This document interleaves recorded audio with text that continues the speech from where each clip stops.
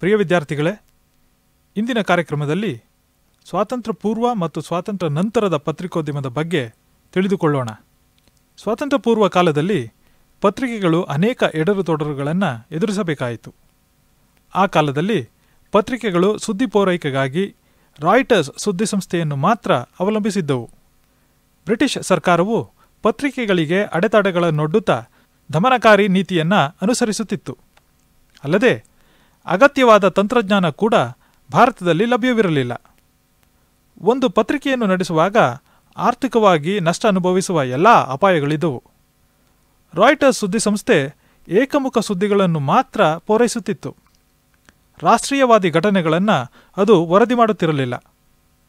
ಹಣಕಾಸಿನ ತೊಂದರೆಗಳಿಂದಾಗಿ ಪತ್ರಿಕೆಗಳಿಗೆ ತಮ್ಮದೇ ಆದ ಸುದ್ದಿಸಂಸ್ಥೆಗಳನ್ನು ಹೊಂದಲು ಸಾಧ್ಯವಾಗುತ್ತಿರಲಿಲ್ಲ. ಪತ್ರಿಕೆಗಳ ಸಂಪರ್ಕ ವ್ಯವಸ್ಥೆಯೂ ಕೂಡ ಸೀಮಿತವಾಗಿತ್ತು. ವರದಿಗಾರರು ಸುದ್ದಿಯನ್ನು ಕಳುಹಿಸಿದಾಗ ಸಾಮಾನ್ಯವಾಗಿ ಅದನ್ನು ಕದ್ದಾಲಿಸಲಾಗುತ್ತಿತ್ತು. ದೂರವಾಣಿ ಅಥವಾ ಕೇಬಲ್ ಸೇವೆಗಳನ್ನು ಬಳಸುವಾಗ ಪತ್ರಿಕೆಗಳು ಸಮಸ್ಯೆಗೆ ಸಿಲುಕುತ್ತಿದ್ದವು. ಅಲ್ಲದೆ ಭಾಷಾ ಪತ್ರಿಕೆಗಳ ಓದುಗರ ಸಂಖ್ಯೆ ಕೂಡ ಸೀಮಿತವಾಗಿತ್ತು. ಆದಾಯದ ಹರಿವು ಆಶಾದಾಯಕವಾಗಿರಲಿಲ್ಲ. ಇದಕ್ಕಿಂತ ಹೆಚ್ಚಾಗಿ ಪರಿಣಾಮಕಾರಿ ಸಾರಿಗೆ ಸೌಲಭ್ಯ ಲಭ್ಯವಿರದ ಕಾರಣ ಜನರು ತಮ್ಮ ಮೆಚ್ಚಿನ ಪತ್ರಿಕೆ ಪಡೆಯಲು ಕೆಲವೊಮ್ಮೆ 4-6 ದಿನ ಕಾಯಬೇಕಾಗಿತ್ತು. ಸ್ವಾತಂತ್ರ್ಯ ನಂತರ ಪರಿಸ್ಥಿತಿ ಸುಧಾರಿಸಿತು ಎನ್ನಬಹುದು. ಹೆಚ್ಚು ಸುದ್ದಿಸಂಸ್ಥೆಗಳು ಅಸ್ತಿತ್ವಕ್ಕೆ ಬಂದವು. ಭಾರತದಲ್ಲಿ ಈಗ 2 ಮುಖ್ಯ ಸುದ್ದಿಸಂಸ್ಥೆಗಳು ಕಾರ್ಯನಿರ್ವಹಿಸುತ್ತಿವೆ. ಅವುಗಳೆಂದರೆ PTI ಮತ್ತು UNI. ಭಾರತೀಯ ಭಾಷೆಗಳ ಸುದ್ದಿಸಂಸ್ಥೆಗಳಾದ ಹಿಂದೂಸ್ತಾನ್ ಸಮಾಚಾರ್ ಮತ್ತು ಸಮಾಚಾರ್ ಭಾರತಿ ಕೂಡ ಅಸ್ತಿತ್ವದಲ್ಲಿವೆ. ಸರ್ಕಾರದ ಪ್ರೋತ್ಸಾಹದಿಂದಾಗಿ ಭಾಷಾ ಪತ್ರಿಕೋದ್ಯಮ ಗಣನೀಯವಾಗಿ ಬೆಳೆದಿದೆ. ಹೊಸ ಮುದ್ರಣ ತಂತ್ರಜ್ಞಾನ, ಕಾರ್ಯಕ್ಷಮತೆಯುಳ್ಳ ಆಧುನಿಕ ಸಂವಹನ ವ್ಯವಸ್ಥೆಗಳು ಪರಿಣಾಮಕಾರಿ ಮತ್ತು ಪ್ರಾಮಾಣಿಕ ಸುದ್ದಿ ನಿರ್ವಹಣೆ ಮತ್ತು ಪ್ರಸರಣ ಹೆಚ್ಚಲು ಕಾರಣವಾಗಿವೆ. ಸರ್ಕಾರಿ ಒಡೆತನದ ಸಾರಿಗೆ ಸಂಸ್ಥೆಗಳ ಸೇವೆಗಳನ್ನು ಸಹ ಪತ್ರಿಕೆಗಳು ಸಮರ್ಪಕವಾಗಿ ಬಳಸಿಕೊಳ್ಳುತ್ತಿವೆ. ಪತ್ರಿಕೋದ್ಯಮದ ಬಗ್ಗೆ ಉದಾಸೀನ ಮನೋಭಾವ ತಾಳಿದ್ದ ವಾಣಿಜ್ಯ ಕ್ಷೇತ್ರ ಈಗ ಅದರ ಸೇವೆ ಬಳಸಿಕೊಳ್ಳಲು ಉತ್ಸುಕವಾಗಿದೆ. ಇದು ರಾಷ್ಟ್ರೀಯ ಪತ್ರಿಕೋದ್ಯಮ ಅಭಿವೃದ್ಧಿ ಹೊಂದಲು ಮತ್ತು ಅದರ ಆದಾಯದ ಹರಿವು ಹೆಚ್ಚಿಸಲು ಕಾರಣವಾಗಿದೆ. ಸ್ವಾತಂತ್ರ್ಯ ನಂತರದ ಕಾಲದಲ್ಲಿ ಪ್ರಾದೇಶಿಕ ಭಾಷಾ ಪತ್ರಿಕೆಗಳು ಉತ್ತುಂಗದ ಸ್ಥಿತಿ ತಲುಪಿವೆ ಎಂದರೆ ತಪ್ಪಾಗಲಾರದು. ಪ್ರತಿ ವರ್ಷ ಅವುಗಳ ಸಂಖ್ಯೆ ವೃದ್ಧಿಸುತ್ತಿದ್ದು ಭಾಷಾ ಪತ್ರಿಕೆಗಳು ಈಗ ಮುಂಚೂಣಿಗೆ ಬಂದಿವೆ. ಆಂಗ್ಲ ಭಾಷಾ ಪತ್ರಿಕೋದ್ಯಮ ಇಂದು 2ನೇ ಸ್ಥಾನಕ್ಕೆ ದೂಡಲ್ಪಟ್ಟಿದೆ. ಭಾರತೀಯ ಪತ್ರಿಕೆಗಳ ರಿಜಿಸ್ಟ್ರಾರ್ ಅವರ ವರದಿಯಂತೆ 2004ರಲ್ಲಿ ಮುದ್ರಣ ಮಾಧ್ಯಮದ ಒಟ್ಟು ಪ್ರಸರಣದ ಸಂಖ್ಯೆ 12 ಕೋಟಿ ಪ್ರತಿಗಳಾಗಿತ್ತು. ಹಿಂದಿ ಭಾಷಾ ಪತ್ರಿಕೆಗಳು ಸಂಖ್ಯೆ ಮತ್ತು ಪ್ರಸರಣ ಎರಡರಲ್ಲೂ ಅಗ್ರಸ್ಥಾನದಲ್ಲಿ ಮುಂದುವರೆದಿವೆ. 2ನೇ ಸ್ಥಾನ ಪಡೆದ ಆಂಗ್ಲ ಪತ್ರಿಕೆಗಳ ಸಂಖ್ಯೆ 2004ರಲ್ಲಿ 44,000ದಷ್ಟಿತ್ತು. ಸ್ವಾತಂತ್ರ್ಯ ಪೂರ್ವ ಯುಗದಲ್ಲಿ ರಾಷ್ಟ್ರೀಯ ಚಳುವಳಿಯು ಪತ್ರಿಕೆಗಳ ಮುಖ್ಯ ಪ್ರಬಲ ನೀತಿಯಾಗಿತ್ತು. ಕೆಲವೇ ಪತ್ರಿಕೆಗಳು ಸಮಾಜ ಸುಧಾರಣೆಯಂತಹ ವಿವಿಧ ವಿಷಯಗಳತ್ತ ಗಮನಹರಿಸುತ್ತಿದ್ದವು. ಬ್ರಿಟಿಷ್ ಪರವಾದ ಕೆಲವು ಪತ್ರಿಕೆಗಳು ಸರ್ಕಾರವನ್ನು ಹೊಗಳುತ್ತಿದ್ದವು. ಸ್ವಾತಂತ್ರ್ಯೋತ್ತರ ಕಾಲದಲ್ಲಿ ಪತ್ರಿಕಾ ಶೀರ್ಷಿಕೆಗಳಲ್ಲಿ ನಿಧಾನವಾಗಿ ವಿವಿಧ ವಿಷಯಗಳು ಕಾಣಿಸಹತ್ತಿದ್ದವು. ವಿಜ್ಞಾನ, ತಂತ್ರಜ್ಞಾನ, ಹಣಕಾಸು, ಷೇರು ಮಾರುಕಟ್ಟೆ, ಧರ್ಮ, ಸಾಮಾಜಿಕ ಸುಧಾರಣೆಗಳು, ಮಹಿಳಾ ಚಳುವಳಿ ಮುಂತಾದ ಹಲವು 10 ಕ್ಷೇತ್ರಗಳಿಗೆ ಸಂಬಂಧಿಸಿದ ನಿಯತಕಾಲಿಕೆಗಳ ಸಂಖ್ಯೆ ಗಣನೀಯವಾಗಿ ಹೆಚ್ಚಿತು. ಅಂತಹ ಪತ್ರಿಕೆಗಳು ಸಾಕಷ್ಟು ಓದುಗರನ್ನೂ ಪಡೆದವು. ಉತ್ತಮಗೊಂಡ ಮತ್ತು ಹೆಚ್ಚಿದ ಸಾರಿಗೆ ಸೌಲಭ್ಯಗಳು ಪ್ರಾದೇಶಿಕ ಭಾಷಾ ನಿಯತಕಾಲಿಕೆಗಳ ಮತ್ತು ಪತ್ರಿಕೆಗಳ ಪ್ರಸಾರ ವೃದ್ಧಿಸಲು ಕಾರಣವಾದವು. ಇಂದು ಹೆಚ್ಚು ಹೆಚ್ಚು ಜನರು ಪತ್ರಿಕೆಗಳನ್ನು ಓದುತ್ತಿದ್ದಾರೆ ಮತ್ತು ಚಂದಾದಾರರಾಗುತ್ತಿದ್ದಾರೆ. ಹಾಗೆಯೇ ಜನಸಮುದಾಯದ ಸಾಕ್ಷರತಾ ಪ್ರಮಾಣವನ್ನು ಹೆಚ್ಚಿಸಲು ಸಹ ಶಿಕ್ಷಣವನ್ನು ಜನಪ್ರಿಯಗೊಳಿಸುವಲ್ಲಿ ಪತ್ರಿಕೆಗಳು ಮಹತ್ತರ ಕೊಡುಗೆ ನೀಡಿವೆ. ಪತ್ರಿಕೆಗಳ ಪರಿಕಲ್ಪನೆ ಕೂಡ ವೇಗವಾಗಿ ಬದಲಾಗುತ್ತಿದೆ. ವಿದ್ಯುನ್ಮಾನ ಮಾಧ್ಯಮ ತನ್ನ ತ್ವರಿತಗತಿಯ ಸುದ್ದಿ ನೀಡುವಿಕೆ, ವಿಶ್ಲೇಷಣೆಗಳಿಂದ ಪತ್ರಿಕೆಗಳಿಗೆ ತೀವ್ರವಾದ ಪೈಪೋಟಿ ಒಡ್ಡುತ್ತಿದೆ. ಸ್ಪರ್ಧೆಯು ಹೊಸ ಆಯಾಮಗಳಿಗೆ ಜನ್ಮ ನೀಡುತ್ತಿದೆ. ರಾಷ್ಟ್ರೀಯ ಪತ್ರಿಕೆಗಳು ಸ್ಥಳೀಯ ಓದುಗರನ್ನು ಆಕರ್ಷಿಸುವ ಮತ್ತು ಸ್ಥಳೀಯ ಪತ್ರಿಕೆಯೊಂದಿಗೆ ಹೋರಾಡುವ ಮನೋಭಾವವನ್ನು ರೂಢಿಸಿಕೊಂಡಿವೆ. ಹೊಸ ವಿಚಾರಗಳು, ಹೆಚ್ಚಿನ ಪುಟಗಳು ಹಾಗೂ ಪತ್ರಿಕೆಗಳ ನಡುವಿನ ತೀವ್ರ ಪೈಪೋಟಿಯಿಂದ ವೈವಿಧ್ಯಮಯ ವಿಷಯಗಳನ್ನು ಓದುಗರು ಹೆಚ್ಚು ಖರ್ಚಿಲ್ಲದೆ ಪಡೆಯುತ್ತಿದ್ದಾರೆ. ಶೀಘ್ರವಾಗಿ ಬದಲಾಗುತ್ತಿರುವ ಸುದ್ದಿ ಪ್ರಕಟಣಾ ಕ್ಷೇತ್ರದಲ್ಲಿ ಭವಿಷ್ಯದ ಬಗ್ಗೆ ಆಲೋಚಿಸುವುದು ಅಸಾಧ್ಯ ಎನ್ನುವಂತಹ ಪರಿಸ್ಥಿತಿ ಈಗ ನಿರ್ಮಾಣಗೊಂಡಿದೆ. ಎಲ್ಲ ಮುಖ್ಯ ಪತ್ರಿಕೆಗಳು ಇದನ್ನು ಮನಗಂಡಿದ್ದು ಉತ್ತಮ ವಿಷಯದೊಂದಿಗೆ ಹೊರಬರುತ್ತಿವೆ. ಕೆಲವು ಮುಖ್ಯ ಪತ್ರಿಕೆಗಳು ಮತ್ತು ಸುದ್ದಿ ಮ್ಯಾಗಝಿನ್ಗಳು ಇಂಟರ್ನೆಟ್ ಆವೃತ್ತಿಯನ್ನು ಕೂಡ ಆರಂಭಿಸಿವೆ. ಭಾರತೀಯ ಪತ್ರಿಕೋದ್ಯಮ ಹೊಸ ತಾಂತ್ರಿಕತೆಯ ಅಳವಡಿಕೆಯೊಂದಿಗೆ ಹೊಸ ಯುಗಕ್ಕೆ ನಾಂದಿ ಹಾಡಿದ್ದು ಪತ್ರಿಕೆಗಳು ಆಕರ್ಷಕವಾಗಿ ಮೂಡಿಬರುತ್ತಿವೆ. ಬಣ್ಣದ ಸುದ್ದಿಪುಟಗಳು, ಜಾಹೀರಾತುಗಳು ಮತ್ತು ಛಾಯಾಚಿತ್ರಗಳು ಸಾಮಾನ್ಯವಾಗುತ್ತಿವೆ. ಹೆಚ್ಚಿನ ಆಂಗ್ಲ ದೈನಿಕಗಳು ಸಂಪಾದಕೀಯ ಮತ್ತು ಮುದ್ರಣ ವಿಭಾಗಗಳೆರಡರಲ್ಲೂ ಗಣಕೀಕೃತಗೊಂಡಿವೆ. ಬೆರಳಚ್ಚು ಯಂತ್ರಗಳು ಮತ್ತು ಲೈನೋಟೈಪ್ ಮುದ್ರಣ ಯಂತ್ರಗಳು ಈಗ ಬಳಸಲ್ಪಡುತ್ತಿಲ್ಲ. ಇನ್ನು ಪತ್ರಿಕಾ ಸಂಸ್ಥೆಯ ಸಂಕೇತಗಳಾಗಿದ್ದ ಸೀಸ ಮತ್ತು ಶಾಯಿಯ ವಾಸನೆಯಂತೂ ಇಲ್ಲವೇ ಇಲ್ಲ. ದೀರ್ಘ ಮತ್ತು ಪ್ರಯಾಸದ ಸ್ವಾತಂತ್ರ್ಯ ಹೋರಾಟವು ಆಗಸ್ಟ್ 15, 1947ರಲ್ಲಿ ಸ್ವಾತಂತ್ರ್ಯ ಗಳಿಕೆಯೊಂದಿಗೆ ಕೊನೆಗೊಂಡಿತು. ಭಾರತವು ವಿದೇಶಿ ಆಡಳಿತದಿಂದ ಸ್ವತಂತ್ರಗೊಂಡು ಜೊತೆಗೆ ವಿಭಜನೆಯನ್ನೂ ಕಾಣುವಂತಾಯಿತು. ದೇಶಕ್ಕೆ ಸ್ವಾತಂತ್ರ್ಯ ಬಂದ ಐತಿಹಾಸಿಕ ಘಟನೆಯ ಸಂಭ್ರಮಾಚರಣೆಗಳಲ್ಲಿ ಹರ್ಷಿತವಾದ ಭಾರತೀಯ ಪತ್ರಿಕೋದ್ಯಮ ಅದರಲ್ಲಿ ಸಕ್ರಿಯವಾಗಿ ಪಾಲ್ಗೊಂಡಿತು. ಸ್ವಾತಂತ್ರ್ಯ ಸಂಗ್ರಾಮದಲ್ಲಿ ಅದು ರಾಷ್ಟ್ರೀಯವಾದಿ ಶಕ್ತಿಗಳ ಜೊತೆಗೆ ಹೆಗಲಿಗೆ ಹೆಗಲು ಕೊಟ್ಟು ಹೋರಾಡುತ್ತಾ ಮತ್ತು ಬ್ರಿಟಿಷ್ ಆಡಳಿತಗಾರರ ದೌರ್ಜನ್ಯ, ಕ್ರೂರ ಶಿಕ್ಷೆಗಳನ್ನು ಅನುಭವಿಸುತ್ತಾ ವ್ಯಕ್ತಿ ಮತ್ತು ವಸ್ತು ರೂಪದಲ್ಲಿ ಅಗಾಧ ತ್ಯಾಗ ಮಾಡಿತು. ಹಾಗೆಯೇ ಪತ್ರಿಕೋದ್ಯಮವು ರಾಷ್ಟ್ರ ನಿರ್ಮಾಣ ಮತ್ತು ರಾಷ್ಟ್ರದ ಸರ್ವತೋಮುಖ ಅಭಿವೃದ್ಧಿಯ ಜವಾಬ್ದಾರಿಯನ್ನು ಕೂಡ ವಹಿಸಿಕೊಂಡಿತ್ತು. ಸ್ವಾತಂತ್ರ್ಯ ನಂತರದ ಆರಂಭದ ದಿನಗಳಲ್ಲಿ ಕ್ರಿಯಾಶೀಲವಾದ ಪತ್ರಿಕೋದ್ಯಮ ಹೊಸ ಸರ್ಕಾರಕ್ಕೆ ಇನ್ನಿಲ್ಲದ ಅನುಕಂಪ ಮತ್ತು ಸಹಕಾರ ತೋರಿತು.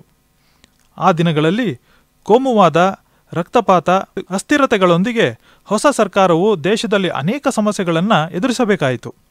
ಆದಾಗ್ಯೂ ಪತ್ರಿಕೋದ್ಯಮದ ಒಂದು ಪ್ರಮುಖ ಭಾಗ ವಿದೇಶಿ ವ್ಯಾಮೋಹ ಮತ್ತು ವಸಾಹತುಶಾಹಿ ಧೋರಣೆಗಳಿಂದ ಮುಕ್ತವಾಗಿರಲಿಲ್ಲ. ಅದು ಕೋಮುವಾದಿ ಚಟುವಟಿಕೆಗಳಿಗೆ ಆಸ್ಪದ ನೀಡುವತ್ತ ತನ್ನ ಗಮನ ಕೇಂದ್ರೀಕರಿಸಿತು. ಪತ್ರಿಕೆಗಳಿಗೆ ದೇಶದ ಮತ್ತು ಸಾಮಾಜಿಕ ಕಳಕಳಿ ಕಡಿಮೆಯಾದಂತೆಲ್ಲ ಆರ್ಥಿಕ ಹಿತಾಸಕ್ತಿಗಳು ಮುಖ್ಯವಾದವು. ಪ್ರಚೋದನಕಾರಿ ಪತ್ರಿಕೋದ್ಯಮ ಅವುಗಳನ್ನು ವ್ಯಾಪಿಸಿತು. ಪರಿಣಾಮವಾಗಿ ದೇಶದ ಹಿತಾಸಕ್ತಿಗಳನ್ನು ಬದಿಗೆ ಸರಿಸಲ್ಪಟ್ಟವು.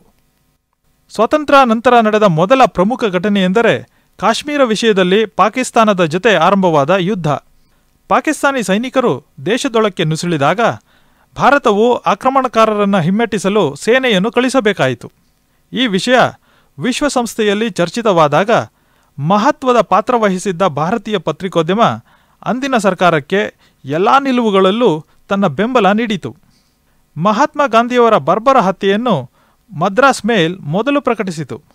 ದೇಶದ ಇತರ ಪತ್ರಿಕೆಗಳು ಕೂಡ ದೊಡ್ಡ ಶೀರ್ಷಿಕೆಗಳು ಮತ್ತು ಮನಕಲಕುವ ಛಾಯಾಚಿತ್ರಗಳೊಡನೆ ವಿಶೇಷ ಆವೃತ್ತಿಗಳನ್ನು ಪ್ರಕಟಿಸಿದವು. ಆನಂತರ ನಡೆದ ಇನ್ನೊಂದು ಮುಖ್ಯ ಬೆಳವಣಿಗೆ ಎಂದರೆ ಸಂವಿಧಾನದ ಅಂಗೀಕಾರ ಮತ್ತು ಜನವರಿ 26, 1950ರಂದು ದೇಶ ಒಂದು ಗಣರಾಜ್ಯವಾಗಿ ಹೊರಹೊಮ್ಮಿದ್ದು. ಸ್ವಾತಂತ್ರ್ಯ ನಂತರದ ಆರಂಭದ ದಿನಗಳಲ್ಲಿ ಕ್ರಿಯಾಶೀಲವಾದ ಪತ್ರಿಕೋದ್ಯಮ ಹೊಸ ಸರ್ಕಾರಕ್ಕೆ ಇನ್ನಿಲ್ಲದ ಅನುಕಂಪ ಮತ್ತು ಸಹಕಾರ ತೋರಿತು. ಆ ದಿನಗಳಲ್ಲಿ ಕೋಮುವಾದ, ರಕ್ತಪಾತ ಮತ್ತು ಅಸ್ಥಿರತೆಗಳೊಂದಿಗೆ ಹೊಸ ಸರ್ಕಾರವು ದೇಶದಲ್ಲಿ ಅನೇಕ ಸಮಸ್ಯೆಗಳನ್ನು ಎದುರಿಸಬೇಕಾಯಿತು. ಆದಾಗ್ಯೂ ಪತ್ರಿಕೋದ್ಯಮದ ಒಂದು ಪ್ರಮುಖ ಭಾಗ ವಿದೇಶಿ ವ್ಯಾಮೋಹ ಮತ್ತು ವಸಾಹತುಶಾಹಿ ಧೋರಣೆಗಳಿಂದ ಮುಕ್ತವಾಗಿರಲಿಲ್ಲ. ಅದು ಕೋಮುವಾದಿ ಚಟುವಟಿಕೆಗಳಿಗೆ ಆಸ್ಪದ ನೀಡುವತ್ತ ತನ್ನ ಗಮನ ಕೇಂದ್ರೀಕರಿಸಿತು. ಪತ್ರಿಕೆಗಳಿಗೆ ದೇಶದ ಮತ್ತು ಸಾಮಾಜಿಕ ಕಳಕಳಿ ಕಡಿಮೆಯಾದಂತೆಲ್ಲ ಆರ್ಥಿಕ ಹಿತಾಸಕ್ತಿಗಳು ಮುಖ್ಯವಾದವು. ಪ್ರಚೋದನಕಾರಿ ಪತ್ರಿಕೋದ್ಯಮ ಅವುಗಳನ್ನು ವ್ಯಾಪಿಸಿತು.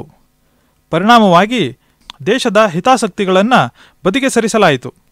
ಸ್ವಾತಂತ್ರ್ಯ ನಂತರ ನಡೆದ ಮೊದಲ ಪ್ರಮುಖ ಘಟನೆಯೆಂದರೆ ಕಾಶ್ಮೀರ ವಿಷಯದಲ್ಲಿ ಪಾಕಿಸ್ತಾನದ ಜೊತೆ ಆರಂಭವಾದ ಯುದ್ಧ. ಪಾಕಿಸ್ತಾನಿ ಸೈನಿಕರು ದೇಶದೊಳಕ್ಕೆ ನುಸುಳಿದಾಗ ಭಾರತವು ಆಕ್ರಮಣಕಾರರನ್ನು ಹಿಮ್ಮೆಟ್ಟಿಸಲು ಸೇನೆಯನ್ನು ಕಳುಹಿಸಬೇಕಾಯಿತು.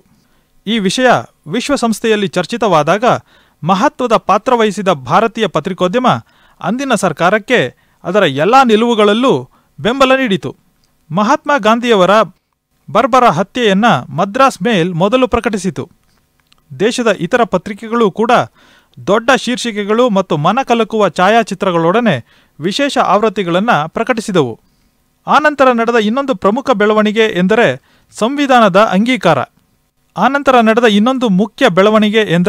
ಸಂವಿಧಾನದ ಅಂಗೀಕಾರ. ಮತ್ತು ಜನವರಿ 26, 1950ರಂದು ದೇಶ ಒಂದು ಗಣರಾಜ್ಯವಾಗಿ ಹೊರಹೊಮ್ಮಿದ್ದು. ಕೋಮು ಗಲಭೆಗಳನ್ನು ಪ್ರಚೋದಿಸುವುದು, ಯಾವುದೇ ವ್ಯಕ್ತಿಯನ್ನು ಹಿಂಸೆಗೆ ಪ್ರಚೋದಿಸುವುದು ಅಥವಾ ದೇಶದ್ರೋಹ, ದೇಶದ ವಿವಿಧ ವರ್ಗಗಳ ನಡುವೆ ವೈರತ್ವ ಅಥವಾ ದ್ವೇಷ ಬೆಳೆಸುವುದು, ಜನರನ್ನು ಮೋಸಗೊಳಿಸುವುದು, ಅಸಭ್ಯ ಮತ್ತು ಬೈಗುಳದ ಬರಹಗಳನ್ನು ತಡೆಯುವ ಸಲುವಾಗಿ ಅಕ್ಟೋಬರ್ 23, 1951ರಂದು ರಾಷ್ಟ್ರೀಯ ಸರ್ಕಾರ ಪತ್ರಿಕಾ ನಿರ್ಬಂಧ ವಿಷಯಗಳ ಕಾಯ್ದೆಯನ್ನು ಜಾರಿಗೆ ತಂದಿತು. ರಾಷ್ಟ್ರೀಯ ಸರ್ಕಾರ ಅಧಿಕಾರ ವಹಿಸಿಕೊಂಡ ಕೂಡಲೇ ಮೊದಲು ಮಾಡಿದ ಕೆಲಸವೆಂದರೆ ಒಂದು ಪತ್ರಿಕಾ ಕಾನೂನುಗಳ ತನಿಖಾ ಸಮಿತಿಯನ್ನು ಸ್ಥಾಪಿಸಿದ್ದು. ಅದು 1948ರ ಮೇನಲ್ಲಿ ತನ್ನ ವರದಿ ಸಲ್ಲಿಸಿ ಮುಖ್ಯವಾಗಿ ಪತ್ರಿಕೋದ್ಯಮಕ್ಕೆ ಸಂಬಂಧಿಸಿದ ಕಾನೂನುಗಳ ನಿಷೇಧ ಮತ್ತು ದೇಶದ ಇತರ ಕಾನೂನುಗಳಲ್ಲಿ ಅವುಗಳನ್ನು ಅಡಕಗೊಳಿಸುವ ಪ್ರಯತ್ನಗಳಿಗೆ ತನ್ನ ಬೆಂಬಲ ನೀಡಿತು. ಅಗತ್ಯ ಬಿದ್ದಾಗ ಸಂದೇಶಗಳು ಮತ್ತು ಮಾಹಿತಿ ತಡೆಗೆ ಟೆಲಿಗ್ರಾಫ್ ಕಾಯ್ದೆ, ಅಂಚೆ ಕಚೇರಿ ಕಾಯ್ದೆ ಮತ್ತು ಸಮುದ್ರ ಸುಂಕ ಕಾಯ್ದೆಗಳಲ್ಲಿರುವ ಕೆಲ ವಿಶೇಷ ಅಂಶಗಳನ್ನು ಸಮಿತಿ ಬೆಂಬಲಿಸಿತು. ತನಿಖಾ ಸಮಿತಿ ತನ್ನ ವರದಿಯಲ್ಲಿ ಅಧಿಕೃತ ರಹಸ್ಯ ಕಾಯ್ದೆ, ವೈರತ್ವ, ಕೋಮುದ್ವೇಷ ಮತ್ತು ಸೇನಾಪಡೆಗಳಲ್ಲಿನ ವಿಧೇಯತೆಯನ್ನು ಮೊಟಕುಗೊಳಿಸುವ ವಿಷಯಗಳಿಗೆ ಸಂಬಂಧಿಸಿದ ಭಾರತೀಯ ಕಾಯ್ದೆಗಳನ್ನು ಕೆಲವು ಶಿಫಾರಸುಗಳೊಂದಿಗೆ ಉಳಿಸಿಕೊಳ್ಳಲು ಶಿಫಾರಸು ಮಾಡಿತು. ಸರ್ಕಾರವು ತನಿಖಾ ಸಮಿತಿಯ ಶಿಫಾರಸಿನಂತೆ 1951ರಲ್ಲಿ ಪತ್ರಿಕಾ ಮಸೂದೆಯನ್ನು ರೂಪಿಸಿತು. ಸ್ವತಂತ್ರ ಪೂರ್ವ ಮತ್ತು ನಂತರದ ದಿನಗಳಲ್ಲಿ ಜವಾಹರಲಾಲ್ ನೆಹರು ಅವರು ಭಾರತೀಯ ಪತ್ರಿಕೋದ್ಯಮದ ಆಪ್ತ ಸ್ನೇಹಿತರಾಗಿದ್ದರು. ಪತ್ರಿಕಾ ಅಂಕಣಗಳಲ್ಲಿ ಹೆಚ್ಚಿನ ಮಹತ್ವ ಹಾಗೂ ಸ್ಥಳವನ್ನು ಪಡೆದಿದ್ದ ಅವರು ದೀರ್ಘವಾಗಿ ವರದಿಯಾಗುತ್ತಿದ್ದ ಭಾಷಣಗಳನ್ನು ಮಾಡಿದಾಗ ಪಕ್ಷ, ಸರ್ಕಾರ ಮತ್ತು ಅಂತಾರಾಷ್ಟ್ರೀಯ ವಿಷಯಗಳ ಬಗ್ಗೆ ಮಹತ್ವದ ಹೇಳಿಕೆಗಳನ್ನು ನೀಡುತ್ತಿದ್ದರು. ನೆಹರು ಹೇಳಿಕೆಗಳನ್ನು ಅತ್ಯಂತ ಪ್ರಾಮುಖ್ಯತೆಯ ಸುದ್ದಿ ಎಂದು ಪರಿಗಣಿಸಲಾಗುತ್ತಿತ್ತು. ಅವರು ಭಾಷಣ ಮಾಡದಿದ್ದಾಗ ಅಥವಾ ಹೇಳಿಕೆಗಳನ್ನು ನೀಡದಿದ್ದಾಗ ಲೇಖನಗಳನ್ನು ಬರೆಯುತ್ತಿದ್ದರು. ಅವುಗಳನ್ನು ರಾಷ್ಟ್ರೀಯ ದೈನಿಕಗಳಿಗೆ ವಿತರಿಸಲಾಗುತ್ತಿತ್ತು. ನೆಹರು ಪತ್ರಿಕಾ ಸ್ವಾತಂತ್ರ್ಯದಲ್ಲಿ ಅಪಾರ ನಂಬಿಕೆ ಇರಿಸಿಕೊಂಡವರಾಗಿದ್ದರು ಮತ್ತು ಅದರ ಪ್ರತಿಪಾದಕರಾಗಿದ್ದರು. ನ್ಯಾಯಮೂರ್ತಿ ರಾಜ್ಯಾಧ್ಯಕ್ಷ ಅವರ ಅಧ್ಯಕ್ಷತೆಯಲ್ಲಿ 1952ರ ಸೆಪ್ಟೆಂಬರ್ನಲ್ಲಿ ಪತ್ರಿಕಾ ಆಯೋಗವೊಂದನ್ನು ನೇಮಕ ಮಾಡಲಾಯಿತು. ಅದರ ಅಧ್ಯಯನ ವಿಷಯಗಳಲ್ಲಿ ಪತ್ರಿಕೋದ್ಯಮದ ಸ್ಥಾನಮಾನ, ಕಾರ್ಯನಿರತ ಪತ್ರಕರ್ತರ ಸ್ಥಿತಿಗತಿ, ಪತ್ರಿಕಾ ಸ್ವಾತಂತ್ರ್ಯ ಮತ್ತು ಪತ್ರಿಕೋದ್ಯಮದ ಉನ್ನತ ಧ್ಯೇಯೋದ್ದೇಶಗಳು ಮತ್ತು ಗುಣಮಟ್ಟವನ್ನು ಕಾಪಾಡಲು ಅಗತ್ಯವಿರುವ ಕ್ರಮಗಳನ್ನು ಸೇರಿಸಿಕೊಂಡು ಕಾರ್ಯನಿರ್ವಹಿಸಿದ ಆಯೋಗವು 1954ರಲ್ಲಿ ತನ್ನ ವರದಿಯನ್ನು ಸಲ್ಲಿಸಿ ಪ್ರೆಸ್ ಕೌನ್ಸಿಲ್ ಸ್ಥಾಪನೆಗೆ ಶಿಫಾರಸು ಮಾಡಿತು. ಅದರ ಉದ್ದೇಶ ಪತ್ರಿಕಾ ಸ್ವಾತಂತ್ರ್ಯವನ್ನು ಕಾಪಾಡುವುದು ಮತ್ತು ಸ್ವಾತಂತ್ರ್ಯವನ್ನು ಕಾಪಾಡುವಲ್ಲಿ ಪತ್ರಿಕೆಗಳಿಗೆ ಸಹಕರಿಸುವುದಾಗಿತ್ತು. ಶಿಫಾರಸಿನಂತೆ 1956ರಲ್ಲಿ ಸಂಸತ್ತಿನಲ್ಲಿ ಕಾಯ್ದೆಯೊಂದನ್ನು ಮಂಡಿಸುವ ಮೂಲಕ ಪ್ರೆಸ್ ಕೌನ್ಸಿಲನ್ನು ಸ್ಥಾಪಿಸಲಾಯಿತು. ಅದರ ಮೊದಲ ಅಧ್ಯಕ್ಷರಾಗಿ ನ್ಯಾಯಮೂರ್ತಿ ಎನ್ ರಾಜಗೋಪಾಲ ಅಯ್ಯಂಗಾರ್ ಕಾರ್ಯನಿರ್ವಹಿಸಿದರು. ತುರ್ತು ಪರಿಸ್ಥಿತಿಯ ಅವಧಿ ಅಂದರೆ 1976ರ ಜನವರಿಯಲ್ಲಿ ಪ್ರೆಸ್ ಕೌನ್ಸಿಲನ್ನು ರದ್ದುಪಡಿಸಲಾಯಿತು. ನಂತರ ಮತ್ತೊಮ್ಮೆ 1978ರ ಪತ್ರಿಕಾ ಕೌನ್ಸಿಲ್ ಕಾಯ್ದೆಯಡಿಯಲ್ಲಿ ಕೌನ್ಸಿಲನ್ನು ಮರುಸ್ಥಾಪಿಸಲಾಯಿತು. ಹೊಸ ಕಾಯ್ದೆಯಲ್ಲಿ ಕೆಲವು ಮುಖ್ಯ ಬದಲಾವಣೆಗಳನ್ನು ಕೂಡ ಮಾಡಲಾಯಿತು. ಪತ್ರಿಕೆಗಳ ಪ್ರಸಾರದ ಮೇಲೆ ನಿಕಟ ದೃಷ್ಟಿ ಹರಿಸಲು ಪ್ರೆಸ್ ರಿಜಿಸ್ಟ್ರಾರ್ ಒಬ್ಬರನ್ನು ನೇಮಕ ಮಾಡಬೇಕೆಂದು ಮೊದಲ ಪತ್ರಿಕಾ ಆಯೋಗವು ಶಿಫಾರಸು ಮಾಡಿತು. ಅದರಂತೆ 1956ರಲ್ಲಿ ಪ್ರೆಸ್ ರಿಜಿಸ್ಟ್ರಾರ್ ಒಬ್ಬರನ್ನು ನೇಮಕ ಮಾಡಲಾಯಿತು. ಪತ್ರಿಕಾ ಆಯೋಗದ ಶಿಫಾರಸಿನಂತೆ ಜಾರಿಗೆ ಬಂದ ಕಾರ್ಯನಿರತ ಪತ್ರಕರ್ತರ ಕಾಯ್ದೆಯು ಕಾರ್ಯನಿರತ ಪತ್ರಕರ್ತರನ್ನು ಕೈಗಾರಿಕಾ ಕಾರ್ಮಿಕರೆಂದು ಗುರುತಿಸಲು ಅನುವು ಮಾಡಿತು. ಪತ್ರಕರ್ತರ ಕನಿಷ್ಠ ವೇತನ ನಿರ್ಧರಿಸುವ ಸಲುವಾಗಿ ವೇತನ ಮಂಡಳಿ ಸ್ಥಾಪಿಸಲು ಸರ್ಕಾರಕ್ಕೆ ಅಧಿಕಾರ ನೀಡಿತು. ಈ ಸಂಬಂಧವಾಗಿ ಈವರೆಗೆ ಅನೇಕ ವೇತನ ಮಂಡಳಿಗಳನ್ನು ರಚಿಸಲಾಗಿದೆ. ಈಗ ಪತ್ರಕರ್ತರು ಉತ್ತಮ ವೇತನ ಮತ್ತು ಇನ್ನಿತರ ಸೌಲಭ್ಯಗಳನ್ನು ಪಡೆಯುತ್ತಿದ್ದಾರೆ. ಪತ್ರಿಕೆಗಳ ಬೆಲೆ, ಪುಟಗಳ ಸಂಖ್ಯೆ ಹಾಗೂ ಜಾಹೀರಾತು ಸ್ಥಳವನ್ನು ನಿರ್ಬಂಧಿಸುವ 1956ರ ಪತ್ರಿಕಾ ಕಾಯ್ದೆಯನ್ನು ಪತ್ರಿಕೆಗಳು ಪ್ರಶ್ನಿಸಿದಾಗ ಸುಪ್ರೀಂ ಕೋರ್ಟ್ ಆ ಕಾಯ್ದೆ ಅಸಿಂಧು ಎಂದು ಐತಿಹಾಸಿಕ ತೀರ್ಪು ನೀಡಿತು. 1978ರ ಮೇನಲ್ಲಿ ನ್ಯಾಯಮೂರ್ತಿ ಪಿ.ಕೆ. ಗೋಸ್ವಾಮಿ ಅವರ ಅಧ್ಯಕ್ಷತೆಯಲ್ಲಿ 2ನೇ ಪತ್ರಿಕಾ ಆಯೋಗವನ್ನು ಸ್ಥಾಪಿಸಲಾಯಿತು. ಆದರೆ ಹೊಸ ಸರ್ಕಾರದ ರಚನೆಯಾದುದರಿಂದ ಅದು 1980ರ ಜನವರಿಯಲ್ಲಿ ರಾಜೀನಾಮೆ ನೀಡಿತು. 1980ರ ಏಪ್ರಿಲ್ನಲ್ಲಿ ನ್ಯಾಯಮೂರ್ತಿ ಕೆ.ಕೆ. ಮ್ಯಾಥ್ಯೂ ಅವರ ಅಧ್ಯಕ್ಷತೆಯಲ್ಲಿ ಆಯೋಗವನ್ನು ಪುನರ್ರಚಿಸಲಾಯಿತು. ಅದು ಪತ್ರಕರ್ತರ ತರಬೇತಿ ಸೌಲಭ್ಯಗಳ ಲಭ್ಯತೆಯನ್ನು ಮತ್ತು ಗುಣಮಟ್ಟವನ್ನು ಅವಲೋಕಿಸುವ ಕೆಲ ಮುಖ್ಯ ವಿಷಯಗಳಲ್ಲಿ ಪತ್ರಿಕೆಗಳ ಕಾರ್ಯನಿರ್ವಹಣೆಯನ್ನು ನಿಯಂತ್ರಿಸುವ ಸಲುವಾಗಿ ಕೌನ್ಸಿಲ್ಗೆ ಸಾಧ್ಯವಾಗುವಂತೆ 1978ರ ಪತ್ರಿಕಾ ಕೌನ್ಸಿಲ್ ಕಾಯ್ದೆಗೆ ತಿದ್ದುಪಡಿ ತರಲು ಶಿಫಾರಸು ಮಾಡಿತು. 1975ರ ಜೂನ್ನಲ್ಲಿ ಇಂದಿರಾ ಗಾಂಧಿಯವರ ಸರ್ಕಾರ ತುರ್ತು ಪರಿಸ್ಥಿತಿಯನ್ನು ಘೋಷಿಸಿದ್ದು ಭಾರತೀಯ ಪತ್ರಿಕೋದ್ಯಮಕ್ಕೆ ಘೋರ ಹೊಡೆತವಾಗಿ ಪರಿಣಮಿಸಿತು. ಭಾರತೀಯ ಪತ್ರಿಕೋದ್ಯಮವೇ ತುರ್ತು ಪರಿಸ್ಥಿತಿಯ ಅತ್ಯಂತ ದೊಡ್ಡ ಬಲಿ ಎಂದು ಹಲವರು ಪ್ರತಿಪಾದಿಸಿದರು. ತುರ್ತು ಪರಿಸ್ಥಿತಿಯನ್ನು ಹೇರುವಲ್ಲಿ ಇಂದಿರಾ ಗಾಂಧಿಯವರನ್ನು ಸಮರ್ಥಿಸಬೇಕೇ ಎಂಬುದರಲ್ಲಿ ವಿವಾದ ಉಂಟಾಗಿತ್ತು. ಆದರೆ ಪತ್ರಿಕೆಗಳನ್ನು ನಿಯಂತ್ರಿಸಲು ನಡೆಸಿದ ಅನೇಕ ಪ್ರಯತ್ನಗಳು ಹಾಗೂ ಕೆಲವು ಪತ್ರಿಕೆಗಳ ವಿರುದ್ಧ ತೆಗೆದುಕೊಂಡ ಕಠೋರ ಕ್ರಮಗಳಿಗೆ ಸಾರ್ವತ್ರಿಕ ನಿಂದನೆ ವ್ಯಕ್ತವಾಯಿತು. ಪತ್ರಿಕೆಗಳ ಮೇಲೆ ದಮನಕಾರಿ ಪೂರ್ವ ಸೆನ್ಸಾರ್ಶಿಪ್ ಅನ್ನು ಕೆಟ್ಟದಾಗಿ ಹೇರಲಾಯಿತು. ಊಹೆಗೆ ನಿಲುಕದ ಮತ್ತು ನಿರಂಕುಶ ಸೆನ್ಸಾರ್ಶಿಪ್ಗಳು ಮತ್ತು ಸರ್ಕಾರದ ಬೇಡಿಕೆಗಳು ಪತ್ರಿಕೆಗಳು ಕಾರ್ಯನಿರ್ವಹಿಸುವುದನ್ನು ಹೆಚ್ಚು ಕಡಿಮೆ ಅಸಾಧ್ಯ ಎನ್ನುವಂತಹ ಪರಿಸ್ಥಿತಿಯನ್ನು ನಿರ್ಮಿಸಿದವು. ವಾಸ್ತವ ಸುದ್ದಿ ಮತ್ತು ನಿರುಪದ್ರವಿ ಟೀಕೆಗಳು ಕೂಡ ಕತ್ತರಿ ಪ್ರಯೋಗಕ್ಕೆ ಒಳಗಾದವು. ಸುದ್ದಿಯ ಅನುಪಸ್ಥಿತಿಯಲ್ಲಿ ಪತ್ರಿಕೆಗಳು ಹೆಚ್ಚು ನುಡಿಚಿತ್ರಗಳನ್ನು ತಮ್ಮ ಕಾಲಂಗಳಲ್ಲಿ ತುಂಬಿದವು. ರಾಮಾಯಣ ಮತ್ತು ಮಹಾಭಾರತದ ಕಥೆಗಳು, ಇತಿಹಾಸ ಪೂರ್ವ ಮಾನವ ಸಂಸ್ಕೃತಿಯ ಶೋಧನೆಗಳು ಮತ್ತು ಹರಪ್ಪ ಮತ್ತು ಮೊಹೆಂಜೊದಾರೋ ನಾಗರಿಕತೆಗಳ ಕುರಿತಂತೆ ನುಡಿಚಿತ್ರಗಳು ಸುದ್ದಿಪುಟಗಳನ್ನು ಆಕ್ರಮಿಸಿದವು. ತುರ್ತು ಪರಿಸ್ಥಿತಿಯ ಅವಧಿಯಲ್ಲಿ ಅನೇಕ ಪತ್ರಕರ್ತರನ್ನು ಸೆರೆಮನೆಗೆ ಅಟ್ಟಲಾಯಿತು. ಪತ್ರಿಕಾ ಕಚೇರಿಗಳ ಮೇಲೆ ಸರ್ಕಾರಿ ಏಜೆಂಟರಿಂದ ದಾಳಿ ಮತ್ತು ಮುದ್ರಣ ಸಂಸ್ಥೆಗಳಿಗೆ ವಿದ್ಯುತ್ ಪೂರೈಕೆ ನಿಲ್ಲಿಸಬೇಕೆನ್ನುವಂತಹ ಹೇಯ ಚಟುವಟಿಕೆಗಳು ಸಾಮಾನ್ಯವಾದವು.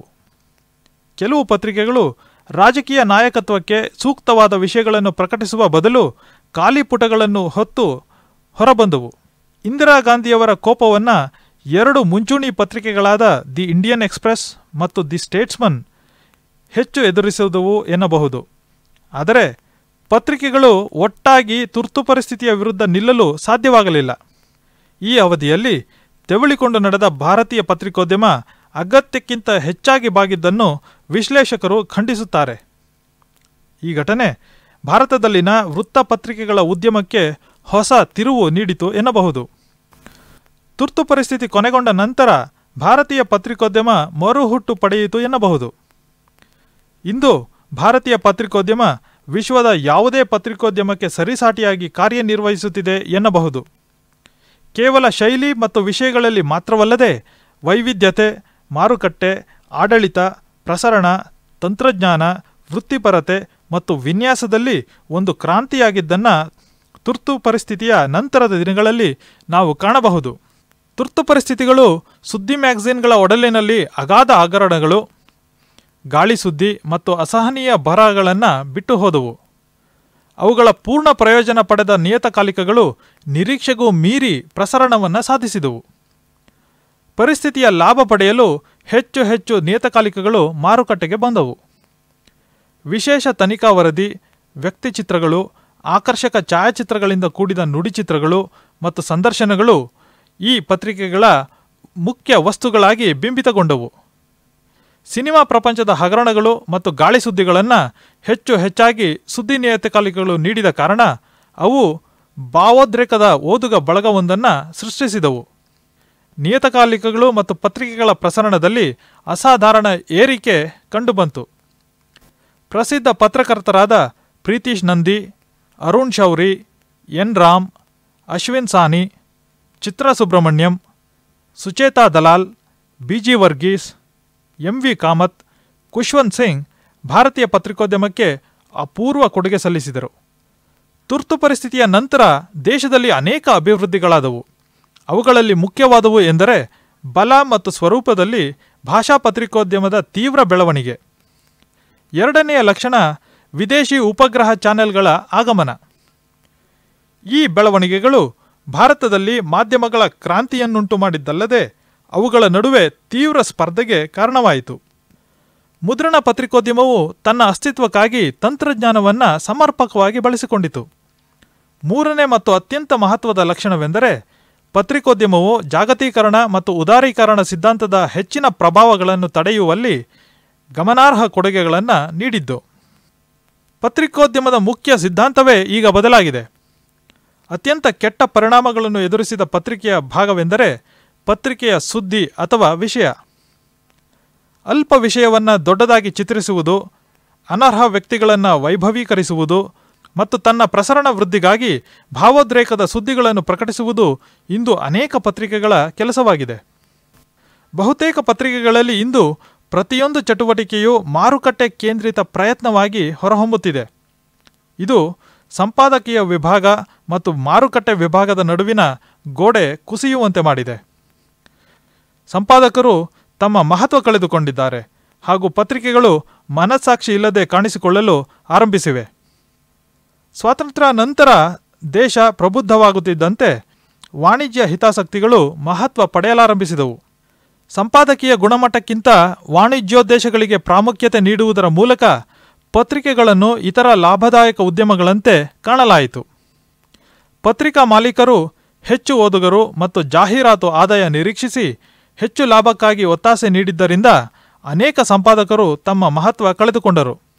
ಪತ್ರಿಕೆ ಕೂಡ ಇನ್ನೊಂದು ಗ್ರಾಹಕ ಉತ್ಪನ್ನವಾಗಿ ಅದರಂತೆ ಮಾರಾಟವಾಗಲು ಆರಂಭವಾಯಿತು. ಹೆಚ್ಚು ಓದುಗರನ್ನು ಪಡೆಯಲು ಪತ್ರಿಕೆಗಳು ಮತ್ತು ಮ್ಯಾಗಝೀನ್ಗಳು ಹೊಸ ಯೋಜನೆಗಳನ್ನು ಮುಂದಿಟ್ಟವು.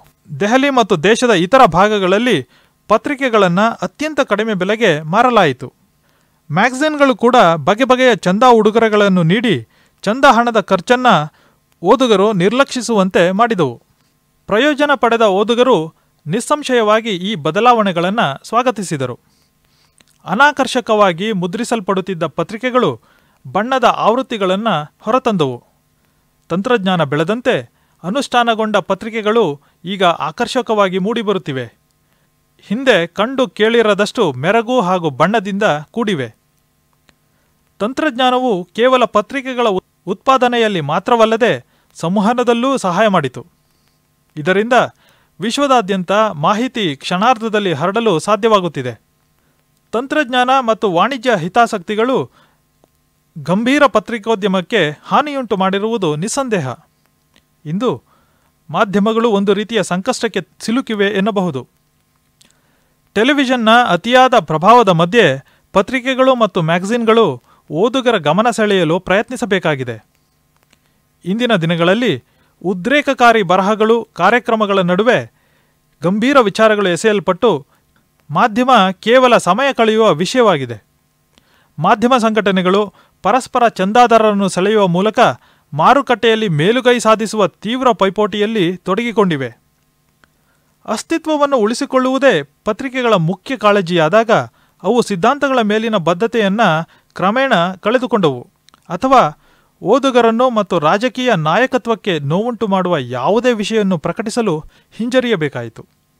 ಪರಿಣಾಮವಾಗಿ ಪತ್ರಿಕಾ ಪುಟಗಳು ಅಧಿಕೃತ ಕರಪತ್ರಗಳು, ವಿವಾದರಹಿತ ಮತ್ತು ಅಸ್ತಿತ್ವಕ್ಕೆ ಧಕ್ಕೆ ತಾರದ ಫ್ಯಾಷನ್ ಮತ್ತು ಚಲನಚಿತ್ರ ಮಾಹಿತಿಗಳಿಂದ ತುಂಬಿದವು. ವಿಷಯಗಳಲ್ಲಿ ತಜ್ಞರಲ್ಲದ ನಿವೃತ್ತ ಸಂಪಾದಕರು, ಸೇನಾಪಡೆಯ ಅಧಿಕಾರಿಗಳು, ಮಾಡೆಲ್ಗಳು, ಚಿತ್ರತಾರೆಯರು ಮತ್ತು ಅಧಿಕಾರಿ ವರ್ಗದವರು ಬರೆಯುವ ಬರಹಗಳಿಂದಾಗಿ ಪ್ರತಿದಿನ ಪತ್ರಿಕಾ ಕಾಲಂಗಳು ಬದಲಾಗುತ್ತಿವೆ. ಮಹಾತ್ಮ ಗಾಂಧಿಯವರು ತಮ್ಮ ಯಂಗ್ ಇಂಡಿಯಾದ ಮೂಲಕ ದೇಶ ಎಚ್ಚೆತ್ತುಕೊಳ್ಳುವಂತೆ ಮಾಡಿದ ಪ್ರಯತ್ನದ ನಂತರ ಪತ್ರಿಕೆಗಳು ಮತ್ತು ಮ್ಯಾಗಝೀನ್ಗಳು ಸಾಕಷ್ಟು ದಾರಿ ಸವೆಸಿವೆ. ಇಂದು ಜೀವನದಲ್ಲಿ ಫ್ಯಾಷನ್, ಪಾರ್ಟಿ ಮತ್ತು ಲೈಂಗಿಕತೆ ಅತಿ ಮುಖ್ಯ ವಿಷಯಗಳೆಂಬಂತೆ ಪ್ರತಿಪಾದಿಸಲ್ಪಟ್ಟು ನಾವು ನಂಬುವಂತೆ ಮಾಡಿವೆ. ಮಾಡೆಲ್ಗಳು ಮತ್ತು ಕಿರುಚಿತ್ರ ತಾರೆಯರು ಪ್ರಮುಖ ಪತ್ರಿಕೆಗಳಲ್ಲಿ ಅಂಕಣಗಳನ್ನು ಬರೆಯುತ್ತಾ ಈ ದೇಶದ ಪ್ರಜೆಗಳು ಹೇಗೆ ಜೀವಿಸಬೇಕೆಂಬ ಪರಿಣಿತ ಸಲಹೆ ನೀಡುವಂತಹ ದುಸ್ಥಿತಿಯನ್ನು ನಾವು ಕಾಣುವಂತಾಗಿದೆ. ಪತ್ರಿಕೆಯು ಪ್ರಜಾಪ್ರಭುತ್ವದ ವ್ಯವಸ್ಥೆಯಲ್ಲಿ ಕಣ್ಗಾವಲಾಗಿ ಇರಬೇಕೆಂದು ಆಗಾಗ ಹೇಳಲಾಗುತ್ತದೆ. ಇದರ ಅರ್ಥ ಅದು ದೇಶದ ಆಗುಹೋಗುಗಳ ಬಗ್ಗೆ ಸದಾ ಜಾಗೃತವಾಗಿರಬೇಕು, ಭ್ರಷ್ಟಾಚಾರ ಬಯಲಿಗೆಳೆಯಲು ಹಿಂಜರಿಯಬಾರದು ಮತ್ತು ಸಮರ್ಥವಾಗಿರಬೇಕು ಎಂಬುದು. ಆದರೆ ಈ ಅನಿಸಿಕೆಗೆ ವಿರುದ್ಧವಾಗಿ ಭಾರತದಲ್ಲಿ ಈಗ ತನಿಖಾ ವರದಿ ಮತ್ತು ಮುಂದುವರಿದ ಸುದ್ದಿಗಳಿಗೆ ಅಲ್ಪ ಅಥವಾ ಯಾವುದೇ ಪ್ರಯತ್ನ ಮಾಡದೆ ಕೇವಲ ಸಂಸ್ಥೆಗಳಿಂದ ಬಂದ ಪತ್ರಿಕಾ ಪ್ರಕಟಣೆಗಳನ್ನು ಪ್ರಕಟಿಸುವುದೇ ಸುದ್ದಿ ವರದಿಗಾರಿಕೆ ಎನ್ನುವ ಪರಿಸ್ಥಿತಿ ನಿರ್ಮಾಣಗೊಂಡಿದೆ.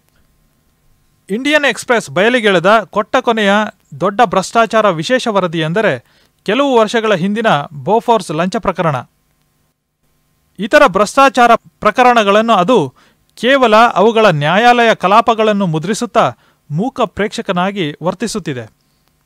ಪ್ರಸಿದ್ಧ ಹವಾಲಾ ಪ್ರಕರಣದಲ್ಲಿ ಅನೇಕ ರಾಜಕಾರಣಿಗಳು ಕಾನೂನು ವಿರುದ್ಧವಾಗಿ ವಿದೇಶಿ ವಿನಿಮಯ ಚಟುವಟಿಕೆಗಳಲ್ಲಿ ತೊಡಗಿರುವ ಆಪಾದನೆಗಳಿದ್ದವು.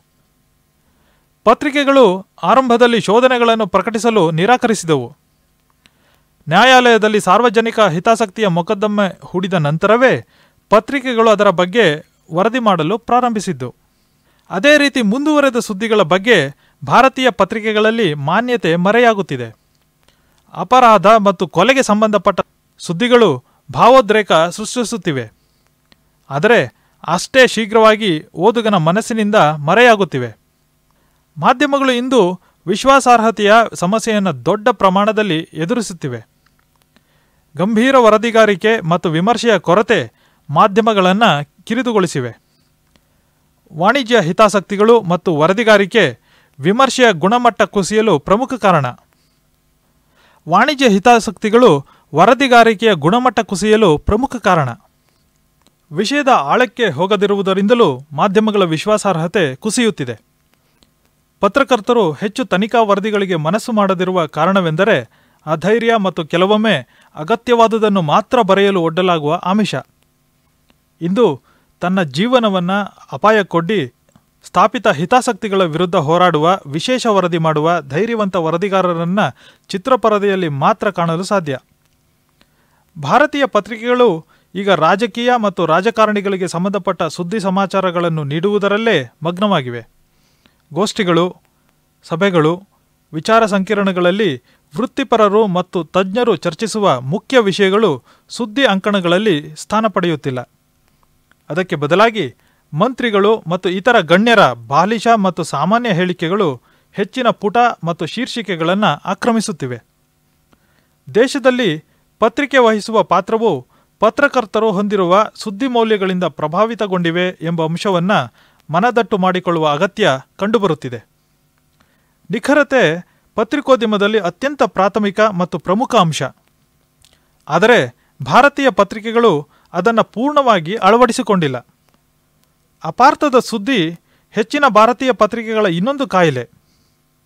ತೃತೀಯ ಜಗತ್ತಿನ ರಾಷ್ಟ್ರಗಳಲ್ಲಿ ಪತ್ರಿಕೆಗಳ ಪಾತ್ರದ ಬಗ್ಗೆ ಇತ್ತೀಚೆಗೆ ನಡೆಸಿದ ಅಧ್ಯಯನದ ವರದಿಯೊಂದರಲ್ಲಿ ಭಾರತೀಯ ಪತ್ರಿಕೋದ್ಯಮದಲ್ಲಿ ಅಭಿವೃದ್ಧಿ ವಿಷಯಗಳ ವರದಿಗಾರಿಕೆಗೆ ಪ್ರಾಮುಖ್ಯತೆ ಕಲ್ಪಿಸಿ ಹೆಚ್ಚು ಒತ್ತು ನೀಡಲು ಶಿಫಾರಸು ಮಾಡಲಾಗಿದೆ. 1991ರ ಉದಾರೀಕರಣ ಧೋರಣೆಯಿಂದಾಗಿ ದೇಶದಲ್ಲಿ ಉಂಟಾದ ವ್ಯಾಪಕ ಆರ್ಥಿಕ ಬದಲಾವಣೆಗಳಿಂದ ಆರ್ಥಿಕ ಪತ್ರಿಕೋದ್ಯಮದಲ್ಲಿ ಚುರುಕು ಹುಟ್ಟಿದೆ. ಆರ್ಥಿಕ ನೀತಿ ಮತ್ತು ನಿರ್ವಹಣಾ ವ್ಯವಹಾರದಲ್ಲಿ ಪರಿಣಿತಿ ಹೊಂದಿರುವ ಪತ್ರಕರ್ತರಿಗೆ ಭಾರಿ ಬೇಡಿಕೆ ಇದ್ದು ಇತರರಿಗಿಂತ ಹೆಚ್ಚು ವೇತನ ಪಡೆಯುತ್ತಿದ್ದಾರೆ. The economic times, the financial express, the business standard, business line ಮತ್ತು ಬಿಸಿನೆಸ್ ಟುಡೇಗಳಂತಹ ವಿತ್ತ ವ್ಯವಹಾರ ಸಂಬಂಧಿ ಪತ್ರಿಕೆಗಳಲ್ಲಿ ಅಗಾಧ ಬೆಳವಣಿಗೆ ಕಂಡುಬರುತ್ತಿದೆ. ಭಾರತೀಯ ಪತ್ರಿಕೋದ್ಯಮದ ಇನ್ನೊಂದು ಗಮನಾರ್ಹ ಲಕ್ಷಣವೆಂದರೆ ಜ್ಯೋತಿಷ್ಯ ಸಂಬಂಧಿ ಅಂಕಣಗಳು ಮತ್ತು ಲೇಖನಗಳಿಗೆ ನೀಡಲಾಗಿರುವ ಪ್ರಾಮುಖ್ಯತೆ. ಕೆಲವು ಪತ್ರಿಕೆಗಳ ಹೊರತಾಗಿ ಎಲ್ಲ ಪತ್ರಿಕೆಗಳು, ದೈನಿಕಗಳು ಮತ್ತು ನಿಯತಕಾಲಿಕಗಳು ಅಂತಹ ಲೇಖನಗಳನ್ನು ಪ್ರತಿ ವಾರ ಸಾಮಾನ್ಯ ವಿಷಯಗಳೆನ್ನುವಂತೆ ಪ್ರಕಟಿಸುತ್ತಿವೆ. ಇವುಗಳ ಅಗತ್ಯತೆ ಸಾಮಾನ್ಯ ಓದುಗರಿಗೆ ಇದೆಯೇ ಎಂಬುದು ಚರ್ಚಾಸ್ಪದ. ದಿನಪತ್ರಿಕೆಗಳು ಸುದ್ದಿಯ ಛಾಯಾಚಿತ್ರ ವರದಿಗಾರಿಕೆಯ ಕೊರತೆ ಅನುಭವಿಸುವುದು ಮುಂದುವರೆದಿದೆ.